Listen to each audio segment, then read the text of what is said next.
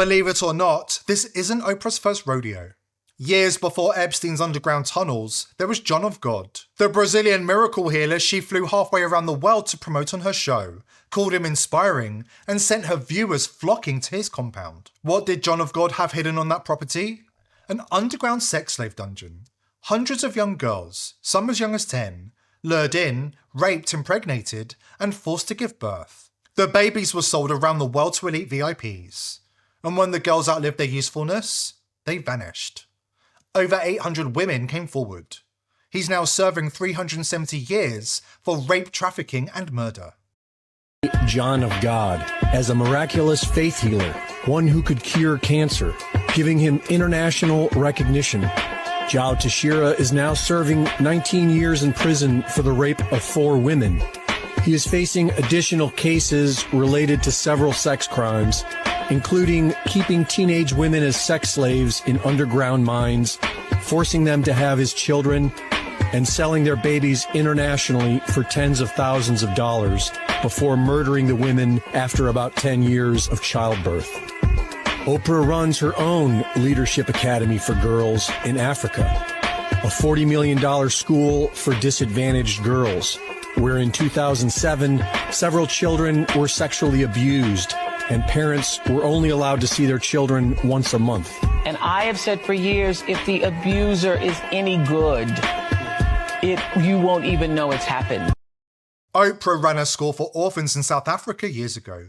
Can you guess what happened there? That's right. Hundreds of children went missing, never to be found. As the former leader of the Satanic Church in South Africa explains, they were used in sacrifices. Oprah Winfrey had a school here. In South Africa, Oprah Winfrey School for Orphans, quite a while ago, just years ago. He was very much involved with that as well.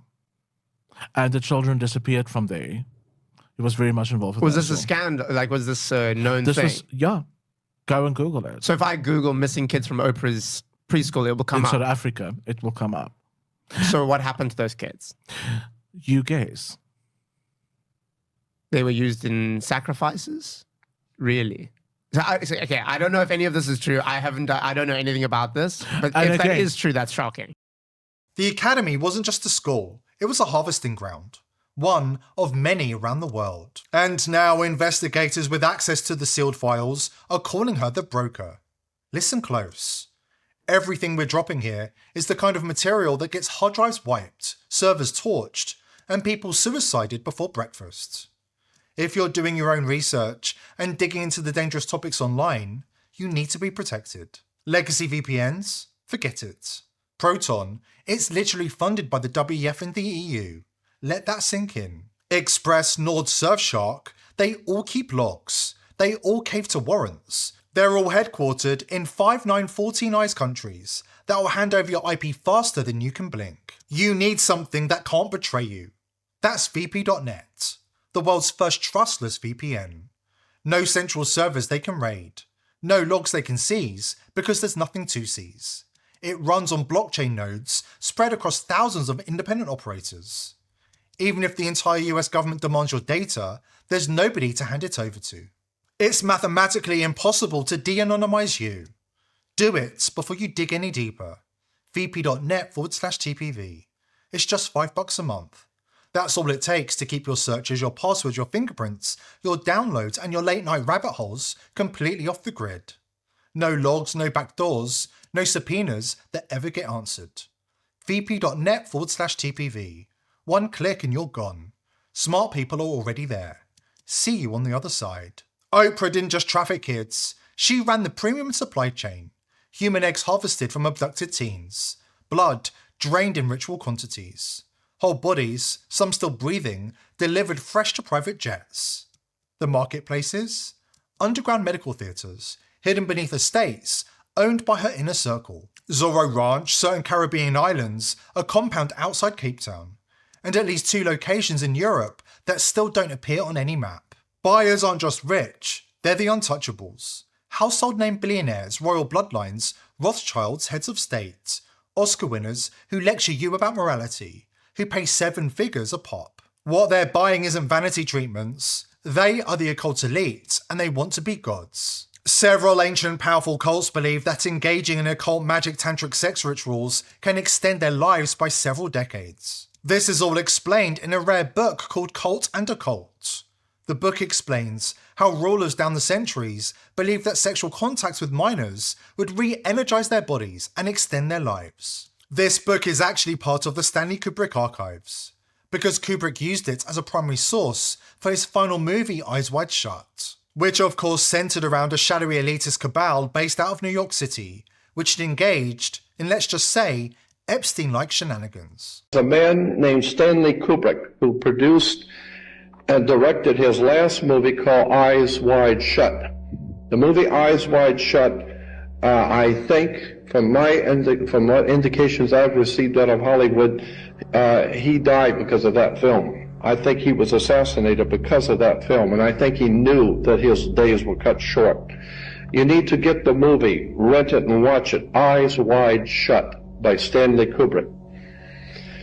Because in the movie he shows how very sophisticated, wealthy, intelligent elites actually live, what their secret societies, blood sacrifices, murder, rape, pornography, killing.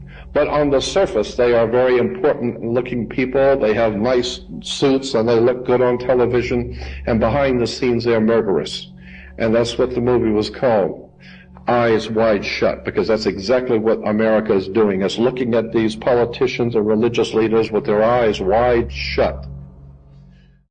None of this is a joke. None of this is exaggerated. We have the receipts. You just have to know where to look and how to read between the lines.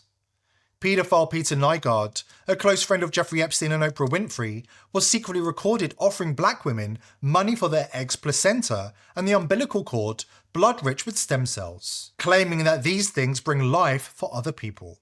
For $100, we will pay you for your egg. $100?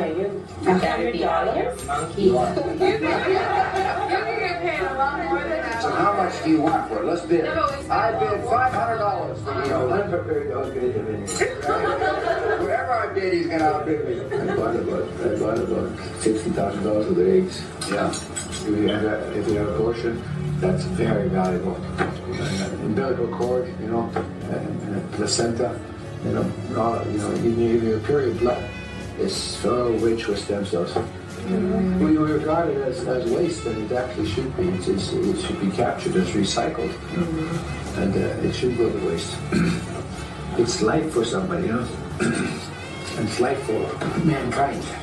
The best eggs are 60 to 18 years old. Those are the best eggs. As you get older, your eggs get weaker and weaker. Yeah, that's what I'm thinking. So you may not be our candidate. No, that's fine. I'm done with my business anyway. Cloning yourself with the idea of making yourself immortal, I think, is science fiction, and I think it's unethical.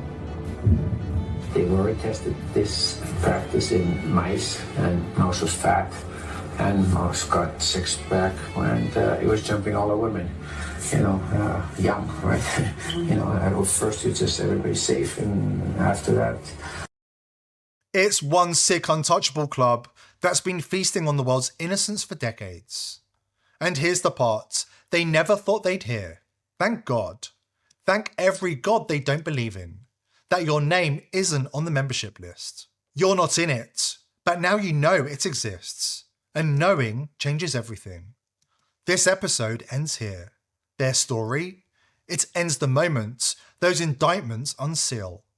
Until then, stay human, stay awake, and never ever look away.